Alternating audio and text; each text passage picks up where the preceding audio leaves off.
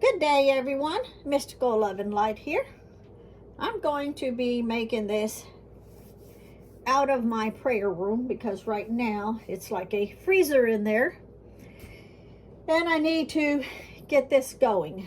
Okay, so I'm going to show you how I cleanse my lungs. Okay, I'll tell you a little bit about it. I'll get started and then I'll finish up with other information. So oregano. Now, okay, first before I start, I'm not a doctor. I don't pretend to be a doctor. I'm just showing you what I use for me and my husband. Okay, so how I use oregano, I use it as a lung detoxifying herb. It helps to cleanse our lungs. It expels phlegm, bacteria, and irritants. It expels mucus to help and clear the lungs of colds and coughs.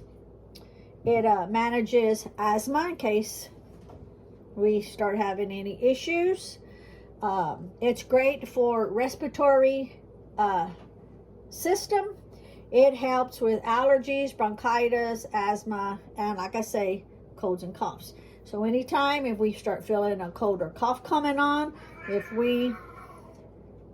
that was Merlin in the background. If we feel like we're having any respiratory issues, if we feel like we're having congestion, if we feel like we might be getting a little bit of pneumonia, anything like that, this is what we refer to. Now, I'm behind on making this. I should have made this a couple of months ago, but I'm going to show you now because we're going to be needing it. Normally I will make it in a quart jar. I'm out of my quart jars, so I'm going to make 2 pints, 2 separate pints, which equals a quart. That way I have it and I know, what I've got in stock. Okay, so what I'm going to do is use oregano. You can use fresh oregano. You can use dried oregano. I have my dried oregano. So I will show you how much I'm going to use in each. And just move this out of the way. And you can see it's not quite halfway. Okay, because remember it's going to absorb a lot of the liquid. And I will do the same with this one here. I'm taking these metal lids off because I won't be using the metal lids. You can use the metal lids. If you use the metal lids, just put parchment paper over the top and then put the lid on so that the lid doesn't cause it to rust, okay? Or so that the ingredients won't cause it to rust, like the vodka. Okay, so we're going to do this one here next. Move this out of the way. And I've got just about the same amount.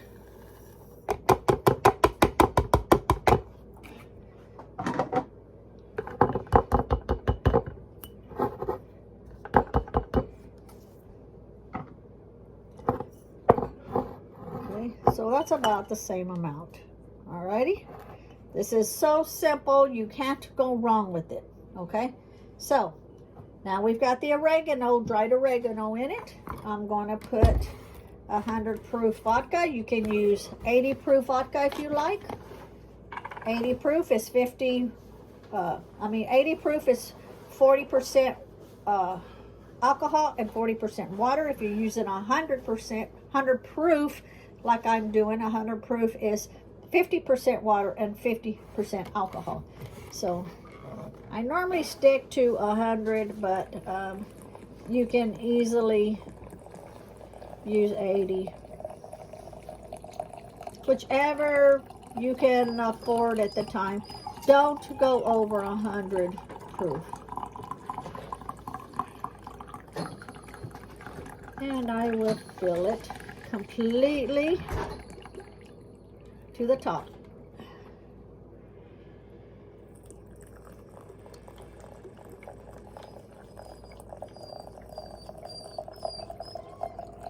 Now remember, that's plenty of dried oregano because it is going to swell up. And you hear the pups in the background because they see me right here. And they want me over there with them playing. And it made exactly those filled up. So that's great. I had to bring them into the laundry room, the pups, because Lee, every morning he goes outside and he cleans up any of the poop and all of that messes that they make. So he cleans it up. So they're wanting to go out, but they can't go out until he cleans it up, and then I'll let them out. And then that is it. You just cap these off. Now, what I'm using, if you've watched my other videos and you know what I'm using, these are the leak-proof lids because they have the silicone in them. And it's got the little tab here. You just pull it out, and that way you can wash it when you're finished with it. And if you want to make another batch or another batch of something else, I'm just pushing the silicone down, make sure it's all the way seated in, just like that. If you don't have parchment paper and you have like saran wrap, you can also put saran wrap over the top and then place your lid over the saran wrap. So it's actually not, the metal's not touching the glass. Okay, just like that. You don't even have to, initially you want to shake it up, but after that you don't really have to shake it up. You can if you want to, because there's enough vodka in here that covers the top when it settles, just like that. You want to, and I'm gonna have to make another tag, but I just made one tag to show you the name, the date that you made it, and then ready on, and then put the date when it's ready. That way you don't have to try to calculate after the fact. You'll already know when it's going to be ready. Just like that.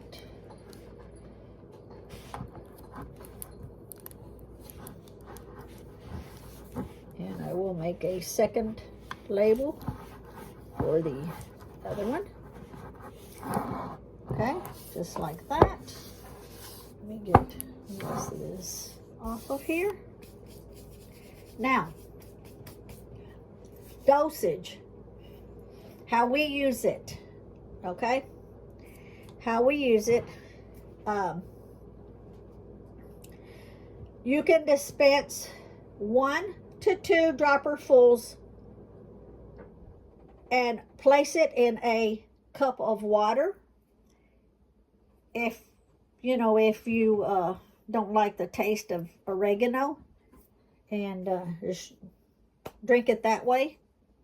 If the taste of oregano doesn't bother you, you can place some of it underneath your tongue so it goes directly into your system. It's okay, baby. Stay down.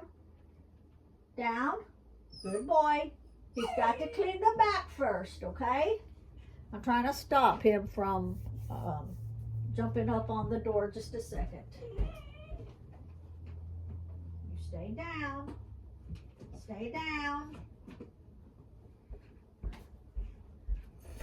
Okay. So, down. Okay, so sorry for the interruption. Puppies in training. Okay. So when you dispense it under your tongue, you want to do that for 1 minute, then swallow for faster absorbing. Now a tip.